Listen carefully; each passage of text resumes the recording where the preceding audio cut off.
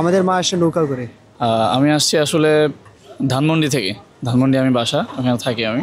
তো আজকে first time হচ্ছে আমি ঢাকেশ্বরী মন্দিরে আসছি, বাংলাদেশের জাতীয় মন্দির। তো যেমনটা এক্সপেক্ট করছি মোটামুটি তেমনই আছে। অনেক সুন্দর মন্দিরটা, অনেক গোছানো, সব কিছু মিলে আমার থেকে ভালোই লাগতেছে। সন্ধ্যায় থাকবো, আরতিতে থাকবো আমি, হচ্ছে অবস্থায়। হ্যাঁ, আমি প্রথম এসেছি এবার। না, আমি ঢাকা থাকতেছি মাসখানেক হলো। আমি হচ্ছে মূলত হচ্ছে আমার বাসা হচ্ছে চিটং। হ্যাঁ, এখানে হচ্ছে মানে অনেক ভালো একটা সিকিউরিটি ব্যবস্থা করা হয়েছে এখানে। আনসার বলেন বা পুলিশ সদস্য অনেক এখানে হচ্ছে, আপনি পুরো একটা সেকশন জুড়ে হচ্ছে নিরাপত্তার একটা প্রহরী ব্যবস্থা করা হয়েছে আর কি। ভালোই, অনেক পুলিশ দেখতেছি। হ্যাঁ হ্যাঁ হ্যাঁ, বাকিটা হচ্ছে ভগবানের ইচ্ছা। তো গভর্নমেন্ট তো দেখতেছে, ট্রাই করতেছে মোটামুটি সেফটি করার জন্য আর কি।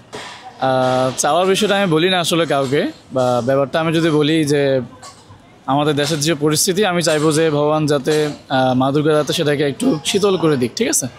তো ব্যক্তিগত থাক। ঠিক আছে, থ্যাংক ইউ।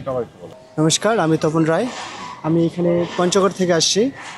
এবারে দুর্গাপূজা আমি চাই যে অনেক সুষ্ঠুভাবে হোক। আমাদের যেহেতু নতুন নতুন সব কিছু হয়েছে, সব কিছুই নতুনভাবে হয়েছে। আমি আশা করি যে আমাদের দুর্গাপূজা অনেক নিরাপত্তার সাথে হবে।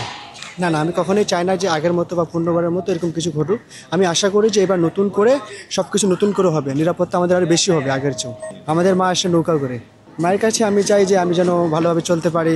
মা হচ্ছে আমাদের শক্তি দেবী, যেন আমাকে শক্তি দেয়, আমি ভালো মানুষ হতে পারি এবং আমাদের এই দেশটাকে অনেক সুখ শান্তিতে রাখতে পারে, এরকম আমি আশা করতেছি।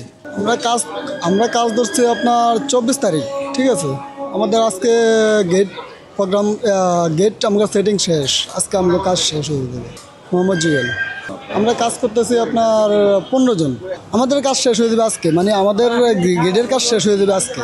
আর ডেকোরেশনের কাজ বাকিটা যেটা আছে ওটা এরা বলতে পারবে। ইলেকট্রিক কাজ ওগুলো বাকিটা কালকে শেষ হয়ে যাবে, আগামীকালকে শেষ করবে। আমরা ইভেন্টের কাজ করি, ইভেন্ট।